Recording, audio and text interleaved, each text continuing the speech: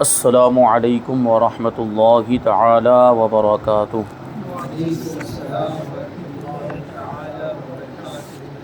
نحمده ونصلي ونسلم على رسوله الكريم اما بعد فاعوذ بالله من الشیطان الرجیم بسم اللہ الرحمن الرحیم ان اللہ وملائکته یصلون علی النبی یا ایہا الذین آمنوا صلوا علیہ وسلموا تسلیما اللہم صل علی سیدنا ومولانا محمد معدن الجود والکرم وآلہ الکرام وابنہ الکریم وبارک وسلم صلاۃ وسلاما علیک یا رسول اللہ صلی اللہ تعالی علیہ وسلم۔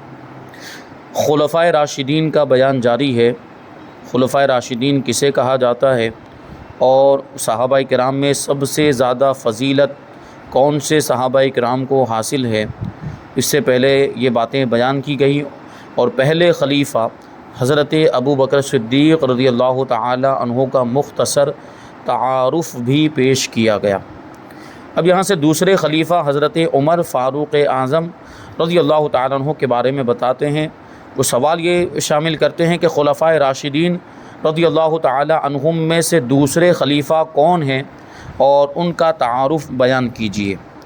جواب: حضرت ابو بکر صدیق رضی اللہ تعالی عنہ کے بعد دوسرے خلیفہ حضرت عمر رضی اللہ تعالی عنہ کا مرتبہ ہے اور وہ باقی سب سے افضل ہیں۔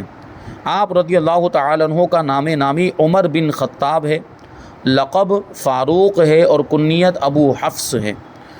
آپ رضی اللہ تعالی عنہ نبوت کے چھٹے سال 40 مردوں اور 11 عورتوں کے بعد ایمان لائے اور آپ رضی اللہ تعالی عنہ کے اسلام لانے کے دن سے اسلام کا غلبہ شروع ہو گیا۔ اور بعض روایتوں میں یہ بھی آیا ہے کہ حضرت فاروق اعظم رضی اللہ تعالی عنہ سے پہلے 39 لوگ ایمان لا چکے تھے اور آپ کے ایمان لانے سے 40 کی تعداد مکمل ہو گئی۔ اس لیے آپ کے القاب میں سے ایک لقب ہے متمم الاربعین، یعنی 40 کا عدد مکمل کرنے والے۔ تو یہ ہیں فاروق اعظم رضی اللہ تعالیٰ عنہ، اور فاروق کا لقب بھی جو ہے کہ حضور پاک صلی اللہ علیہ وسلم کی بارگاہ سے آپ کو ملا ہے، اور فاروق کا مطلب ہوتا ہے حق اور باطل کے درمیان فرق کر دینے والا، حق اور باطل کے درمیان امتیاز کر دینے والا۔ تو فاروق اعظم رضی اللہ تعالیٰ عنہ کے ایمان لانے کے بعد اسلام کو غلبہ حاصل ہوا۔ پہلے چھپ چھپ کر عبادت کیا کرتے تھے، لیکن فاروق اعظم رضی اللہ تعالیٰ عنہ کا ایک رعب و دبدبہ تھا۔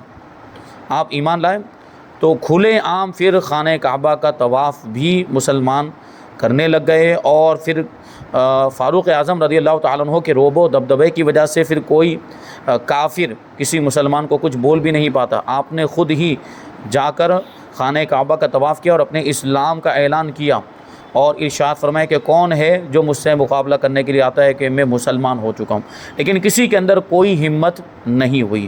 یہ فاروق اعظم رضی اللہ تعالیٰ عنہ کی شخصیت۔ حضور پاک صلی اللہ علیہ وسلم نے 2 لوگوں کے لیے دعا کی تھی کہ پروردگار عمر کے ذریعے سے یا ابو جہل کے ذریعے سے اسلام کی مدد فرما۔ تو اللہ تبارک و تعالیٰ نے ان دونوں میں سے اسلام کے لیے فاروق اعظم کا انتخاب فرمایا۔ ابو جہل کی قسمت میں تو کفر ہی تھا، لیکن فاروق اعظم رضی اللہ تعالیٰ عنہ کی قسمت میں ایمان تھا، ہدایت تھی، تو وہ مسلمان ہو گئے، اور اللہ تبارک و تعالیٰ نے آپ کے ذریعے سے دین اسلام کا بہت زیادہ کام لیا۔ تو اسی لیے فرماتے ہیں کہ آپ کے اسلام لانے کے بعد سے اسلام کا غلبہ شروع ہوا۔ سب سے پہلے آپ رضی اللہ تعالیٰ عنہ کا ہی لقب امیر المؤمنین ہوا، یعنی یہ لقب اس سے پہلے نہیں، یعنی حضرت ابو بکر صدیق رضی اللہ تعالیٰ عنہ کو امیر المؤمنین نہیں کہا گیا، کیونکہ حضرت ابو بکر صدیق رضی اللہ تعالیٰ عنہ پہلے خلیفہ ہیں، تو ان کو خلیفۃ الرسول کہا جاتا تھا، خلیفۃ المسلمین کہا جاتا تھا، مسلمانوں کے خلیفہ، رسول پاک صلی اللہ علیہ وسلم کے خلیفہ۔ اس وقت تک یہ لقب ہوا نہیں تھا۔ جب فاروق اعظم رضی اللہ تعالیٰ عنہ خلیفہ ہوئے تو اب سوال یہ ہوا کہ ان کو خلیفۃ الرسول کہا جائے، تو یہ بات آئی کہ یہ تو خلیفہ نہیں، یہ تو رسول اللہ کے خلیفہ ہیں، یعنی حضور کے ڈائریکٹ خلیفہ نہیں، یہ تو ابو بکر صدیق کے خلیفہ ہیں۔ تو پھر اگر ویسے کہنا ہو تو یوں کہنا پڑے گا خلیفۃ الرسول، یعنی رسول پاک صلی اللہ علیہ وسلم کے خلیفہ، اور یہ بات لمبی ہو جائے گی تو سننے میں بھی مناسب نہیں لگتی ہے۔ تو اب خلیفۃ الرسول کا لقب بھی نہیں ہو سکتا تھا، تو اس کے لیے صحابہ کرام نے امیر المؤمنین کا لقب حضرت فاروق اعظم رضی اللہ تعالیٰ عنہ کے لیے یہ منتخب کیا، اور اس کے بعد سے ہی یہ لقب چل گیا۔ پھر فاروق اعظم رضی اللہ تعالیٰ عنہ کو امیر المؤمنین کہا، تو پھر حضرت ابوبکر کو بھی امیر المؤمنین کہا جانے لگا، اگرچہ ان کی ظاہری زندگی میں نہیں کہا جاتا تھا، لیکن اب کہتے ہیں اور کہہ بھی سکتے ہیں، کوئی مسئلہ نہیں۔ امیر المؤمنین کا مطلب یہ ہوتا ہے ایمان والوں کے امیر۔ آپ رضی اللہ تعالیٰ عنہ کا رنگ سفید سرخی مائل، دراز قد، چشم مبارک سرخ تھی، یعنی آنکھ مبارک سرخ تھی۔ آپ رضی اللہ تعالیٰ عنہ کے عہد خلافت میں بہت فتوحات ہوئی، اسلام کا دائرہ بہت وسیع ہو گیا، دور دور تک اسلامی حکومت پہنچ گئی تھی۔ سوال کہ کیا حضرت عمر رضی اللہ تعالیٰ عنہ کی کوئی کرامات بھی مشہور ہیں؟ جواب، جی ہاں، آپ کی بہت سی کرامات مشہور ہیں، جیسے آپ کا ہزاروں میل دور موجود اسلامی فوج کے سپہ سالار حضرت ساریہ رضی اللہ تعالیٰ عنہ کو آواز دینا اور ان کا سن لینا۔ آپ کے دور میں نہاوند کے اندر جنگ ہوئی تھی، تو حضرت ساریہ رضی اللہ تعالیٰ عنہ کو حضرت فاروق اعظم رضی اللہ تعالیٰ عنہ نے امیر لشکر بنا کر بھیجا تھا۔ اب وہاں مسلمانوں کے لشکر کا حال یہ تھا کہ کفار نے چاروں طرف سے گھیر لیا، اور اب ایسا لگتا تھا کہ مسلمان ہار جائیں گے۔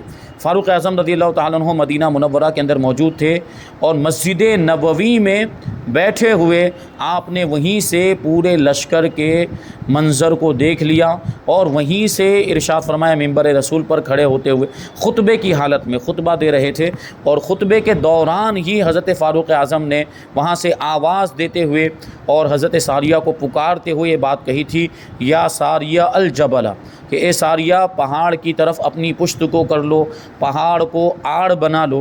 اور وہاں پہ حضرت ساریہ نے حضرت فاروق اعظم کی آواز کو سن بھی لیا، یعنی یہ فاروق اعظم کی کرامت تھی کہ اتنے سینکڑوں کلومیٹر دور آواز کو پہنچا دیا، اور وہ حضرت ساریہ کی کرامت تھی کہ انہوں نے آواز کو سن بھی لیا۔ تو یہ حضرت فاروق اعظم رضی اللہ تعالیٰ عنہ کی کرامت۔ اور دریائے نیل کے نام آپ کے خط ڈالنے سے جاری ہو جانا، دریائے نیل میں آپ کا خط، وہ بڑا واقعہ مشہور ہے، اس سے پہلے کئی بار بیان بھی کیا گیا کہ وہ دریائے نیل مصر کے اندر یہ دریا جو خشک ہو جاتا تھا، تو ان لوگوں کا طریقہ یہ تھا کہ ہر سال ایک نوجوان لڑکی کو دلہن بنا کر اس میں اس کی بلی چڑھاتے تھے، بھیڑ چڑھاتے تھے، تب جا کے وہ جاری ہوتا تھا۔ اب جب اسلام آ گیا، وہاں پہ مسلمانوں کی حکومت قائم ہو گئی، تو مسلمانوں کے جو امیر، وہاں کے جو گورنر بنائے گئے تھے حضرت عمرو بن عاص رضی اللہ تعالیٰ عنہ، تو ان کے پاس مسلمان پہنچے، مصر والے پہنچے، اور انہوں نے یہ بات کہی کہ دریائے نیل خشک ہو گیا، اور جب تک ہم یہ لڑکی کو، دوشیزہ کو دلہن بنا کر اندر نہیں ڈالیں گے، وہاں تک یہ دریا جاری نہیں ہوگا۔ تو حضرت عمرو بن عاص رضی اللہ تعالیٰ عنہ نے ارشاد فرمایا کہ اسلام ہرگز بھی ایسی ظالمانہ رسم کی اجازت نہیں دیتا، رکو، پہلے میں امیر المؤمنین سے اس کے بارے میں مشورہ کروں، رہنمائی حاصل کروں، اس کے بعد ان کا جو حکم ہوگا اس کے مطابق عمل کریں گے۔ فاروق اعظم رضی اللہ تعالیٰ عنہ کو انہوں نے خط لکھا۔ فاروق اعظم رضی اللہ تعالیٰ عنہ نے جب خط پڑھا تو گھبرائے نہیں، پریشان نہیں ہوئے، اور انہوں نے دریائے نیل کے نام خط لکھا۔ یہ بھی سوچنے جیسی بات ہے، انسانوں کو خط لکھے جاتے ہیں یا ان کو خط لکھے جاتے ہیں جو پڑھ سکتے ہوں؟ دریائے نیل تو بے جان ہے، دریا ہے وہ، تو اس میں تو پانی بہتا ہے، اور فاروق اعظم رضی اللہ تعالیٰ عنہ نے دریا کو حکم دیا تھا۔ اس سے یہ بھی ثابت ہوتا ہے کہ فاروق اعظم کی حکومت صرف انسانوں پر نہیں تھی بلکہ دریاؤں پر بھی تھی، اور پھر اس دریا نے آپ کی بات کو مانا بھی۔ اس میں خط میں لکھا ہوا تھا کہ اے دریائے نیل، اگر تو اپنے آپ ہی جاری ہوتا ہے تو ہمیں تیری کوئی ضرورت نہیں ہے، اور اگر تو اللہ کے حکم سے جاری ہوتا ہے تو پھر اللہ کے نام پر جاری ہو جا۔ پھر ایسا جاری ہوا کہ آج تک وہ خشک نہیں ہوا۔ یہ فاروق اعظم کی زندہ کرامت آج بھی مصر کے اندر موجود ہے۔ سوال، حضرت عمر رضی اللہ تعالیٰ عنہ کا حضور صلی اللہ علیہ وسلم سے کیا رشتہ ہے؟ جواب، آپ رضی اللہ تعالیٰ عنہ کی صاحبزادی حضرت حفصہ رضی اللہ تعالیٰ عنہ حضور پاک صلی اللہ علیہ وسلم کی زوجہ محترمہ ہیں، یعنی حضور پاک صلی اللہ علیہ وسلم حضرت فاروق اعظم کے داماد ہوئے، کیونکہ حضرت بی بی حفصہ رضی اللہ تعالیٰ عنہ حضور کی زوجہ محترمہ ہیں۔ سوال، حضرت سیدنا عمر فاروق رضی اللہ تعالیٰ عنہ کی کب اور کیسے شہادت ہوئی؟ جواب، آپ رضی اللہ تعالیٰ عنہ مدینہ طیبہ میں آخری ذی الحجہ یعنی ذی الحجہ کے آخری دنوں میں 23 ہجری میں 10.5 سال خلافت کر کے 63 سال کی عمر میں ایک مجوسی غلام ابو لولو فیروز کے ہاتھوں شہید ہوئے۔ اس نے آپ کو زخم لگا دیا تھا، خنجر مار دیا تھا فجر کی نماز کے اندر۔ فاروق اعظم رضی اللہ تعالیٰ عنہ فجر کی نماز میں تھے، وہ پیچھے آ کر کھڑا ہو گیا تھا، موقع پا کر اس نے فاروق اعظم رضی اللہ تعالیٰ عنہ پر وہ خنجر سے وار کر دیا، اور اس کی وجہ سے آپ زخمی ہو گئے تھے، کئی دن تک زخمی رہے، پھر اسی زخم کی وجہ سے آپ کی شہادت ہو گئی۔ سوال ہے کہ کون سے دو صحابہ کرام رضی اللہ عنہما کے مزارات حضور صلی اللہ علیہ وسلم کے مزار مبارک کے برابر میں سنہری جالیوں کے اندر، یعنی روضہ رسول میں حضور کے پہلو میں تشریف فرما؟ تو ہم سب جانتے ہیں کہ حضرت سیدنا ابو بکر صدیق اور حضرت سیدنا عمر فاروق رضی اللہ عنہما کے، اور قیامت کے قریب حضرت عیسیٰ علیہ السلام تشریف لائیں گے، اور بعد وفات اسی روضہ انور میں مدفون ہوں گے۔ یعنی ابھی اس وقت حضور کے پہلو میں حضرت ابوبکر صدیق کا مزار ہے، اور اس کے بعد فاروق اعظم کا مزار، اور ایک جگہ خالی ہے۔ تو قرب قیامت جب حضرت عیسیٰ علیہ السلام نزول فرمائیں گے، اور وہ دنیا میں اپنی جو عمر بچی ہے وہ عمر گزارنے کے بعد جب وفات پائیں گے، تو ان کو روضہ رسول کے اندر ہی دفن کیا جائے گا، حضرت فاروق اعظم رضی اللہ تعالیٰ عنہ کے پہلو میں جو جگہ خالی ہے وہاں پر۔ اب تیسرے خلیفہ حضرت عثمان غنی رضی اللہ تعالیٰ عنہ کے بارے میں کچھ معلومات یہاں پہ شامل کرتے ہیں۔ پہلا سوال کہ حضرت سیدنا عمر فاروق رضی اللہ تعالیٰ عنہ کے بعد خلیفہ کون ہیں، ان کے کچھ حالات بیان کیجئے۔ جواب: حضرت سیدنا فاروق اعظم رضی اللہ تعالیٰ عنہ کے بعد خلیفہ سوم یعنی تیسرے خلیفہ حضرت عثمان بن عفان رضی اللہ تعالیٰ عنہ کا مرتبہ ہے۔ آپ رضی اللہ تعالیٰ عنہ کا اسم مبارک عثمان بن عفان ہے۔ آپ رضی اللہ تعالیٰ عنہ کا رنگ گورا، جلد نازک یعنی چمڑی مبارک نازک، اور چہرہ حسین اور خوبصورت، سینہ چوڑا اور داڑھی مبارک بڑی تھی اور گھنی تھی۔ آپ یکم محرم الحرام 24 ہجری کو خلیفہ بنائے گئے۔ سوال ہے کہ حضرت عثمان غنی رضی اللہ تعالیٰ عنہ یہ غنی کیوں مشہور ہوئے، یعنی آپ کو غنی کیوں کہا جاتا ہے؟ غنی کا ویسے آپ جو ہے کہ عربی کے اعتبار سے اس کا معنی اور مطلب دیکھیں تو اس کا مطلب ہوتا ہے مالدار، اور اس کا ایک مطلب ہوتا ہے بے نیاز، اور مالدار بھی غنی اس اعتبار سے ہوتا ہے کہ وہ دولت کی وجہ سے بے نیاز ہو جاتا ہے، یعنی پھر اس کو لوگوں کی ضرورت نہیں رہ جاتی، لوگوں کی حاجت نہیں رہ جاتی۔ تو حضرت عثمان غنی کو غنی کیوں کہا جاتا ہے؟ جواب: آپ رضی اللہ تعالیٰ عنہ بہت مالدار تھے، اور ہمیشہ اپنا مال اللہ کی راہ میں خدمت اسلام کے لیے خرچ کیا کرتے تھے۔ آگے سوال ہے کہ حضرت عثمان رضی اللہ تعالیٰ عنہ کو ذو النورین کیوں کہا جاتا ہے، دو نور والا؟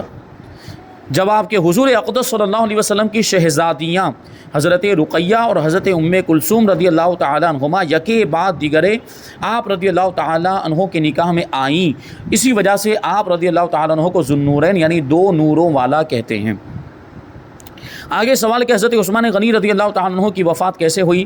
جواب: آپ رضی اللہ تعالیٰ عنہ قریب 12 سال کی خلافت فرما کر مدینہ طیبہ میں 82 سال کی عمر میں 18 ذی الحجہ 35 ہجری میں سبائی باغیوں کے ہاتھوں شہید ہوئے۔ بلوائی بھی ان کو کہا جاتا ہے، اور انہوں نے حضرت عثمان غنی کو شہید کر دیا۔ یہ سبائی کیوں کہا جاتا ہے کہ عبداللہ ابن سبا یہودی منافق کے ماننے والے تھے، عبداللہ ابن سبا کے پیروکار تھے، اور اسی کے بہکاوے میں آ کر ان لوگوں نے معاذ اللہ حضرت عثمان غنی رضی اللہ تعالیٰ عنہ کو شہید کر دیا۔ کافی دنوں تک آپ کے مکان مبارک کو گھیر لیا تھا، اور اس کا محاصرہ کر لیا تھا، اور پانی وغیرہ بند کر دیا تھا حضرت عثمان غنی رضی اللہ تعالیٰ عنہ پر، اور پھر حملہ کر کے آپ کو شہید کر دیا گیا۔ سوال: 9 عمروں میں سب سے پہلے کس نے اسلام قبول کیا، یعنی بچوں میں؟ تو جواب ہے کہ 9 عمروں میں حضرت سیدنا علی مرتضیٰ رضی اللہ تعالیٰ عنہ سب سے پہلے اسلام لائے۔ اسلام لانے کے وقت آپ کی عمر شریف 15 سال تھی یا 16 سال تھی، یا اس سے کچھ کم زیادہ تھی، بعض روایتوں میں 8 سال کی عمر بھی بتائی گئی ہے۔ چوتھے خلیفہ حضرت علی مرتضیٰ شیر خدا رضی اللہ تعالیٰ عنہ۔ پہلا سوال ہے کہ مسلمانوں کے چوتھے خلیفہ کون ہیں، ان کے بارے میں کچھ بتائیے۔ جواب: خلیفہ چہارم امیر المؤمنین حضرت علی ابن ابی طالب رضی اللہ تعالی عنہ ہیں۔ آپ کا اسم مبارک علی اور کنیت ابو الحسن اور ابو تراب ہے، کہ میں نے کنیت کے بارے میں بتایا تھا کہ ابو یا وغیرہ لگا کے یہ کنیت نک نیم بنا لیا جاتا ہے، عرفی نام بنا لیا جاتا ہے۔ تو ابو الحسن تو سمجھ میں آتا ہے کہ ابو کا مطلب ہوتا ہے باپ، اور حسن یعنی امام حسن مجتبی، تو ابو الحسن یعنی امام حسن کے والد۔ اور ابو تراب کا مطلب مٹی والا، یہاں مٹی کا باپ ترجمہ نہیں کریں گے کیونکہ ابو کا مطلب والا بھی ہوتا ہے، تو ابو تراب کا مطلب ہو گیا مٹی والا۔ تو یہ لقب کیسے ہو گیا مٹی والا؟ تو اس کے پیچھے کا واقعہ یہ ہے کہ حضور پاک صلی اللہ علیہ وسلم ایک مرتبہ مسجد میں تشریف لائے تو حضرت علی وہاں پر آرام فرما رہے تھے اور وہ فرش پر جو مٹی تھی وہ آپ کی پیٹھ میں لگ گئی۔ تو حضور پاک صلی اللہ علیہ وسلم نے حضرت علی کو اٹھایا اور آپ کی پشت مبارک سے مٹی کو صاف کرتے ہوئے ارشاد فرمایا قم یا ابا تراب، کہ اے ابو تراب کھڑے ہو جاؤ۔ تو حضرت علی کو یہ کنیت اتنی پسند آئی کہ اس کے بعد جو بھی آپ کو ابو تراب کہہ کر پکارتا تھا تو آپ بہت زیادہ خوش ہو جاتے تھے اور حضور پاک صلی اللہ علیہ وسلم کی محبتوں کے مزے لیا کرتے تھے۔ تو یہ ابو تراب آپ کی کنیت۔ آپ کا رنگ گندمی یعنی گہواں رنگ تھا، آنکھیں بڑی، قد مبارک غیر طویل یعنی بہت لمبے نہیں تھے، داڑھی چوڑی اور سفید تھی۔ آپ رضی اللہ تعالیٰ عنہ حضرت عثمان غنی رضی اللہ تعالیٰ عنہ کی وفات کے بعد خلیفہ بنائے گئے۔ اب یہ بات بھی ذہن میں رکھنے جیسی ہے کہ حضرت عثمان غنی کے بارے میں کیا بتایا کہ ان کی عمر 82 سال کی ہوئی تھی، اور ان کے علاوہ تینوں خلیفہ کے بارے میں آپ غور کریں گے تو حضرت ابوبکر صدیق بھی، فاروق اعظم بھی اور حضرت علی، تینوں خلیفہ جو ہیں ان کی عمر حضور پاک صلی اللہ علیہ وسلم کی عمر کے مطابق، یعنی حضور کی 63 سال کی عمر تھی تو ان تینوں خلیفہ کی بھی 63 سال کی عمر تھی۔ مہینوں کا کچھ آگے پیچھے فرق ہے، دنوں کا کچھ آگے پیچھے فرق ہے، لیکن سال کے اعتبار سے دیکھیں تو 63 سال کی عمر۔ اور پھر ان کی عمروں کے اعتبار سے اور ان کی وفات و شہادت کی ترتیب دیکھیں تو اس سے بھی پتہ چلتا ہے کہ پہلے خلیفہ کس کو ہونا چاہیے۔ تو وفات بھی اسی ترتیب کے ساتھ ہوئی ہے ان کی، شہادت بھی اسی ترتیب کے ساتھ ہوئی۔ پہلے حضرت ابوبکر صدیق کی وفات ہوئی، پھر حضرت فاروق اعظم کی شہادت ہوئی، پھر عثمان غنی کی شہادت ہوئی، پھر حضرت مولا کائنات کی شہادت ہوئی۔ تو اس ترتیب کے اعتبار سے پھر خلیفہ بھی ان کو ہونا چاہیے تھا کہ اگر پہلے خلیفہ اگر مان لیتے ہیں شیعہ لوگوں کے اور وہ گمراہ لوگوں کے اعتبار سے پہلے خلیفہ حضرت علی ہوتے تو پھر بعد میں خلیفہ کون بنتا؟ کیونکہ اس وقت تو ان کی خلافت کے دور میں یہ باقی صحابہ کرام انتقال فرما چکے ہوتے۔ تو یہ ان کی عمر اور ان کی وفات اور شہادت کی ترتیب بھی اس طرف اشارہ دے رہی ہے کہ قدرت بھی ہمیں یہ بتانا چاہتی ہے کہ خلیفہ کی ترتیب یہی ہے۔ تو یہ حضرت علی رضی اللہ تعالیٰ عنہ کے بارے میں بتایا کہ حضرت عثمان کی وفات کے بعد خلیفہ بنائے گئے۔ حضرت علی کا لقب کیا ہے؟ جواب اسد اللہ یعنی اللہ کا شیر، شیر خدا جو ہم کہتے ہیں، شیر خدا کا مطلب ہی ہوتا ہے، اور حیدر کا بھی مطلب ہوتا ہے شیر۔ حضرت علی رضی اللہ تعالیٰ عنہ کا حضور پاک صلی اللہ علیہ وسلم سے کیا رشتہ ہے؟ جواب حضور نبی کریم صلی اللہ علیہ وسلم کی صاحبزادی خاتون جنت حضرت فاطمۃ الزہرا رضی اللہ تعالیٰ عنہا آپ رضی اللہ تعالیٰ عنہ کی زوجہ محترمہ ہیں، اور آپ رضی اللہ تعالیٰ عنہ رسول پاک صلی اللہ علیہ وسلم کے چچا زاد بھائی بھی ہیں، کیونکہ ابو طالب حضور کے چچا ہیں۔ تو اس اعتبار سے حضرت علی کیا ہوئے؟ حضور پاک صلی اللہ علیہ وسلم کے چچا زاد بھائی ہوئے، یعنی چچیرے بھائی جس کو ہم اپنی عام زبان میں کہہ لیتے ہیں۔ اور حضور پاک صلی اللہ علیہ وسلم نے بچپن ہی میں حضرت علی کو اپنی پرورش میں لے لیا تھا۔ ابو طالب سے عیال کے بوجھ کو، اولاد کے بوجھ کو کم کرنے کے لیے حضور نے حضرت علی کو اپنے پاس رکھ لیا، اور حضور کی تربیت میں ہی حضرت علی بڑے ہوئے اور پروان چڑھے۔ حضور پاک صلی اللہ علیہ وسلم کا دیدار کیا، پیدا ہوتے کے ساتھ ہی جو واقعہ مشہور ہے، آنکھیں نہیں کھولی تھی جب تک حضور کو نہیں دیکھ لیا۔ وہ حضور پاک صلی اللہ علیہ وسلم کی صحبت میں رہے اور حضور کے طور طریقوں کو سیکھا، حضور کی عادتیں سیکھی، تو حضور کو پہلے ہی سے دیکھ رہے تھے۔ تو جب حضور نے اعلان نبوت فرمایا اور ان کو پتہ چلا، کیونکہ حضور کے گھر میں ہی رہتے تھے، حضرت ام المؤمنین خدیجہ الکبریٰ رضی اللہ تعالیٰ عنہا اور حضور پاک صلی اللہ علیہ وسلم کو حضرت علی نے بچپن میں نماز پڑھتے ہوئے دیکھا تھا۔ جب ام المؤمنین مسلمان ہو چکی تو رات کے وقت انہوں نے نماز پڑھتے ہوئے دیکھا، تو حضرت علی، بچے تو کچھ عجیب بات دیکھتے ہیں یا کوئی نئی بات دیکھتے ہیں تو سوال کرتے ہیں، تو حضرت علی نے سوال پوچھا کہ یہ کیا کر رہے تھے آپ لوگ؟ تو حضور پاک صلی اللہ علیہ وسلم نے پھر اسی وقت حضرت علی کو اسلام کی دعوت دی، یعنی بتایا کہ اللہ نے مجھے نبی بنایا ہے اور یہ دین اسلام ہے، دین اسلام کی طرف میں تمہیں بلاتا ہوں، ایک خدا کی طرف تمہیں بلاتا ہوں، تو تم مسلمان ہو جاؤ۔ تو حضرت علی رضی اللہ تعالیٰ عنہ نے اس وقت جواب دیا تھا کہ میں اپنے والد سے پوچھ کر ہی اس بارے میں کوئی میں فیصلہ کروں گا۔ تو حضور نے ارشاد فرمایا تھا کہ ابھی اس راز کو فاش مت ہونے دینا، کسی کو بتانا مت، لیکن اللہ نے قسمت میں ایمان لکھا ہوا تھا۔ رات میں اگرچہ یہ جواب دیا کہ میں والد صاحب کو پوچھوں گا، لیکن یہ رات گزرنے سے پہلے ہی دل میں ایمان کا چراغ روشن ہو گیا اور صبح ہوئی تو حضور کی بارگاہ میں حاضر ہو کر مسلمان ہو گئے۔ یہ بچپن کا عالم تھا۔ تو یہ رشتہ داری حضور سے۔ آگے سوال ہے کہ حضرت علی رضی اللہ تعالیٰ عنہ کی وفات کب ہوئی؟ جواب آپ رضی اللہ تعالیٰ عنہ 21 رمضان 40 ہجری کو 4 سال 9 مہینے اور چند روز خلافت فرما کر 63 سال کی عمر میں ایک خارجی عبد الرحمن ابن ملجم کے ہاتھوں کوفہ میں شہید ہوئے۔ تو یہاں پر خلفائے راشدین کا بیان مکمل ہو گیا۔ اب اس کے بعد امامت کبریٰ کا بیان۔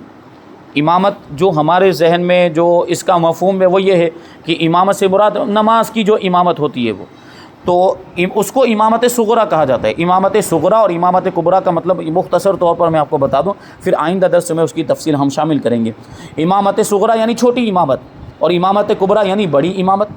تو ہم جو نماز میں کسی کو امام بناتے ہیں اور اس کے پیچھے نماز پڑھتے ہیں، اقتداء کرتے ہیں، تو یہ جو امامت ہوئی اس کو امامت صغریٰ کہا جائے گا۔ لیکن امامت کبریٰ الگ ہے۔ تو وہی امامت کبریٰ کا مطلب کیا ہے اور امامت کبریٰ کے شرائط کیا ہیں، اور امام جو اس اعتبار سے امام ہوگا وہ کون ہوگا، اور انشاءاللہ تبارک و تعالیٰ اس کی تفصیل آئندہ درس میں شامل کریں گے۔ اور اس کے بعد والے سبق میں ہے عشرہ مبشرہ اور دیگر صحابہ کرام کا بیان، یعنی وہ 10 خوش نصیب صحابہ کرام جن کو اللہ کے رسول صلی اللہ علیہ وسلم نے دنیا ہی میں جنت کی بشارت عطا فرمائی تھی۔ تو انشاءاللہ یہ ساری باتیں آئندہ درس میں شامل کریں گے۔ اللہ تبارک و تعالیٰ کی بارگاہ میں دعا ہے کہ جو کچھ بھی بیان ہوا اس پر ہم سب کو عمل کرنے کی توفیق عطا فرمائے۔ وما علینا الا البلاغ۔ السلام علیکم۔